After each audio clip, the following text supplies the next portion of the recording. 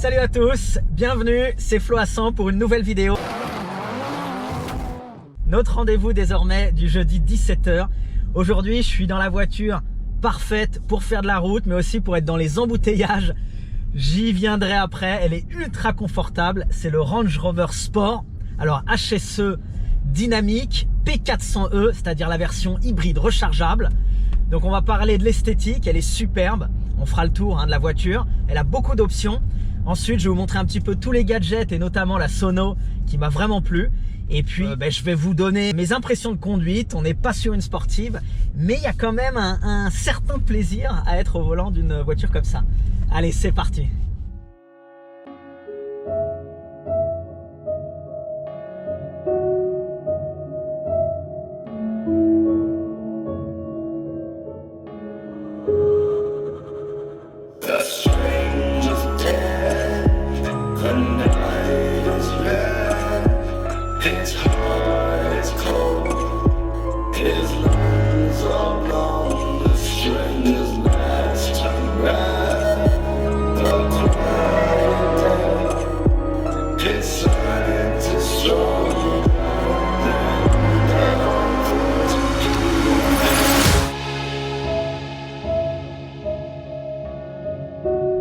Avant qu'on commence cet essai, abonnez-vous et surtout mettez les notifications pour être au courant de chaque nouvelle vidéo.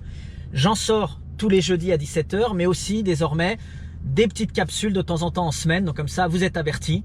Et puis n'hésitez pas à commenter aussi, me proposer les prochains essais, que ce soit des voitures neuves ou des voitures d'occasion qui vous plaisent. Alors, ce Range Rover Sport, c'est un modèle que j'apprécie déjà énormément en termes de look.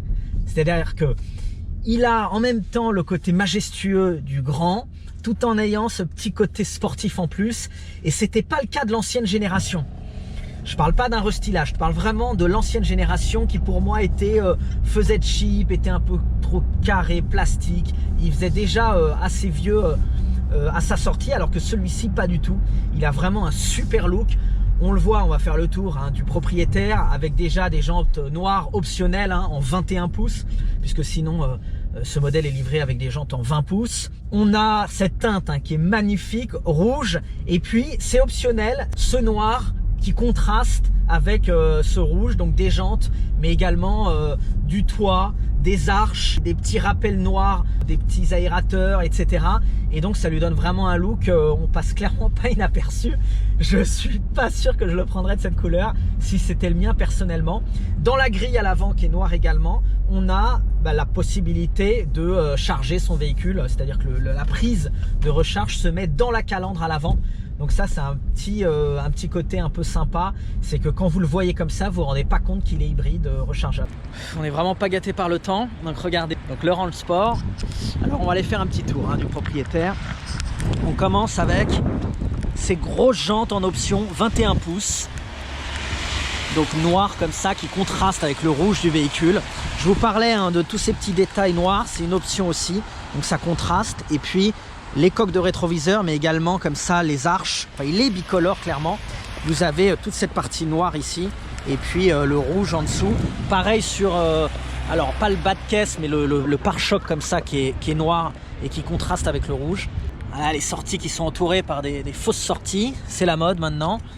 Donc sport, vous voyez, P400e. Donc voilà le fameux coffre. Donc sous sa petite protection, sous le cache, on a 489 litres. Alors si vous allez voir en dessous là, on peut pas aller plus profond puisque on a des batteries qui sont stockées. Donc en dessous. Et si vous rabattez donc les sièges, vous avez plus de 1700 litres. Voilà, vous avez de quoi faire pour déménager. Alors HSE dynamique, c'est les versions haut de gamme. On n'est pas sur l'autobiographie, mais on a quand même énormément d'options. Puisque le véhicule commence dans ce HSE dynamique à 90 000 €, alors que la version de base, je vais dire, commence à 70 000 €. Ce modèle, donc en HSE dynamique hybride rechargeable, est à 99 000 €. Et ensuite, on a 10 000 € d'options supplémentaires. Donc ce modèle que j'essaye est à 109 000 €. C'est pas mal. Est-ce que ça les vaut? Je vous laisse juge. En tout cas, on est ultra confortable à l'intérieur. On a des suspensions pneumatiques. On a, alors comme toujours hein, chez Range Rover, puisque c'est un vrai 4x4, hein, on a différents modes de conduite. Donc là par exemple, je suis en mode Eco. Alors vous avez donc une molette ici qui vous permet donc de changer la configuration de la voiture. Donc vous pouvez le mettre en mode auto. Donc ensuite c'est le auto terrain response qui est sélectionné, donc ça va en fonction du terrain automatiquement s'adapter. Et puis ensuite avec la molette vous allez pouvoir choisir boue, ornière, d'avoir voilà si vous avez du sable, franchissement rocheux, etc. Donc herbe, gravier, neige, vous pouvez mettre mode confort, éco, vous pouvez bloquer le différentiel, vous pouvez mettre le mode dynamique. La possibilité donc de faire varier la hauteur de caisse, donc avec un bouton ici pour le monter, un bouton ici pour le descendre, donc plutôt si vous êtes sur l'autoroute, et ici si vous faites du franchissement. Vous pouvez passer des guides de 805 mm. Ensuite vous avez un contrôle donc en descente où la voiture peut rester à moins de 10 km/h, donc ça vous permet vraiment de descendre tout doucement, ça le fait automatiquement. Le SP off, la EV, donc vous pouvez vous mettre en mode tout électrique hein, si vous voulez un moment sortir d'un parking ou voilà, vous voulez être en tout cas en silence, voilà le bouton. On va être honnête, cette voiture elle va faire de l'autoroute, peut-être des petites routes ou des routes de campagne le week-end, et puis elle va faire aussi beaucoup de villes. Ce qu'il faut savoir, c'est qu'à 110 000 €, alors ça va être un véhicule qui va être pris en leasing, donc il va coûter quoi, 1500, 2000 €, voire plus en mensualité. Ça, faudrait demander au vendeur automobile hein, qui s'y connaît mieux que moi sur le leasing, mais en tout cas, ça va être pris par des sociétés en leasing, et c'est pour ça que la voiture va bien se vendre. Elle est hybride rechargeable et donc on va pas avoir de TVS puisqu'on a un taux de CO2 qui est très bas. Donc c'est tout l'intérêt de ce véhicule pour être franc, puisque on a c'est un véhicule qui a 404 chevaux. Vous me direz c'est plutôt pas mal, mais il fait 2,5 tonnes, donc c'est lourd. Et en réalité, comment on obtient ces 404 chevaux? C'est un moteur thermique, donc un 4 cylindres, c'est la première fois que sur un Range Rover on voit un 4 cylindres, de 300 chevaux, et puis ensuite un moteur électrique de 116 chevaux, l'équivalent de 116 chevaux, et donc en tout, cumulé, on arrive à 404 chevaux. Étant donné que moi je la recharge pas tous les jours, parce que j'ai pas vraiment d'endroit pour la recharger, je me retrouve uniquement avec les 300 chevaux, donc je suis en 4 cylindres avec un moteur thermique de 4 cylindres qui n'a pas une très belle sonorité. Donc à moins que vous puissiez faire des petits trajets entièrement en électrique et pouvoir le recharger en arrivant au bureau et puis le soir chez vous, là il y a clairement un intérêt. Et puis comme je vous l'ai dit, l'intérêt il est financier, puisque vous avez un 4x4 de luxe et vous ne payez pas de TVS, vous pouvez le mettre ça sur la boîte. On a une boîte, c'est la ZF8, donc on peut se mettre en drive ou en sport. Là, on la laisse faire, hein, elle est assez rapide. Évidemment, sur un 4x4, c'est pas le but hein, de passer les vitesses comme un bourrin. Donc, on a des palettes au volant, clairement, je m'en sers pas. Ce 4x4, il est majestueux. Donc, c'est la version un petit peu en dessous du Range Rover classique, hein, puisqu'on est sur la version sport. Moi, je préfère. Et puis, comme je vous le disais, avec toutes ces options, donc la version HSE dynamique plus des options, on a vraiment du cuir étendu. On est entièrement recouvert de cuir. On a sur la console du carbone, on a ces deux écrans, alors 10 pouces plus en dessous ce troisième écran qui vous permet de gérer tout ce qui est climatisation, siège, des paramètres, la sono également, donc sur les deux côtés. Il est tactile. Vous avez également une molette. Donc en fait, on est vraiment dans un cocon et dans un univers de luxe.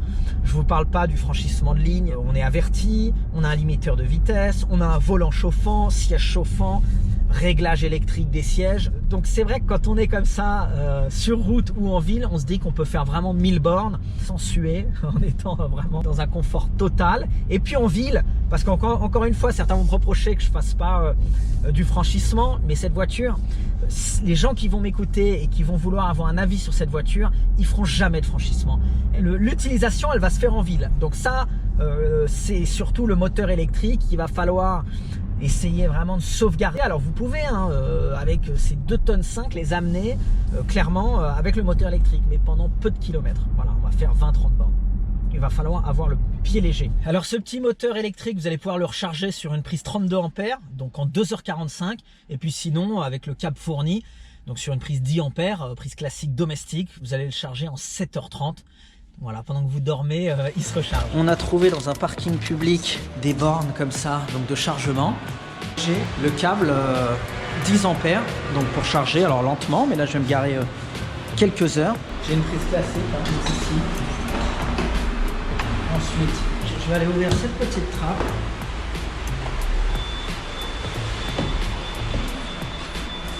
Et charger ma voiture. Sur mon compteur, ça m'indique que la voiture est en charge. Donc voilà, après 1h30 de charge sur une prise classique. Donc j'étais à 0 et désormais je suis à 25% de niveau de charge. Et donc il me reste 10 km d'autonomie. Il faut savoir aussi que ce moteur électrique, il va répartir du couple et de la puissance sur les 4 roues. Donc en off-road, il y a aussi un intérêt, c'est d'avoir ce couple qui est immédiat et qui est tout de suite disponible, puisqu'on a en cumulé 640 Nm de couple. Alors c'est pas un foudre de guerre, hein. On a un 0 à 100 6 secondes 7 et une vitesse, un Vmax de 220 km/h. Et là, c'est vrai que la suspension pneumatique en mode confort gomme énormément les aspérités de la route et même les trous qu'on peut avoir ici. Donc je dois dire que c'est assez agréable d'être dans une voiture avec un tel confort. C'est vrai que c'est en famille, c'est royal. On a vraiment, j'avais pas le souvenir que Paris, la route était aussi confortable. Et donc je vous parlais des fameux 2 écrans, en fait 3 écrans. Il y a la dalle tactile ici. Ici vous allez pouvoir la plaquer ou la faire sortir un petit peu. Et puis ensuite le réglage. Donc ici vous avez la navigation, le média, téléphone. Ici climatisation. Également, si vous voulez, si le passager, vous voulez pas vous servir de la molette, vous avez la possibilité de manière tactile de régler alors toujours les modes de conduite et puis ensuite les sièges, la climatisation. Ici vous allez pouvoir faire varier, donc voilà. C'est assez joli hein, puisque c'est piano comme ça laqué. Ça, c'est très bien intégré en fait. On n'est pas sur une grande tablette, mais comme on peut le voir chez Tesla, mais c'est vraiment intégré dans le design et ça je trouve ça assez stylé. Le volant qui est multifonction, hein, vous voyez. Vous pouvez tout choisir ici avec les différents boutons, connecter, déconnecter, vous avez le volant chauffant. Voilà. Ça c'est typique de chez Range Rover, hein, c'est ces accoudoirs comme ça qui sont pas des gros accoudoirs épais au milieu. Alors si vous pouvez vous mettre, hein, moi je mets mon coude ici, mais si jamais vous êtes un peu plus fin, vous allez pouvoir avoir, voilà, ça c'est quand même la marque de Land Rover, ces accoudoirs. On a des sièges qui sont assez incroyables, ce cuir et surtout cette densité ici.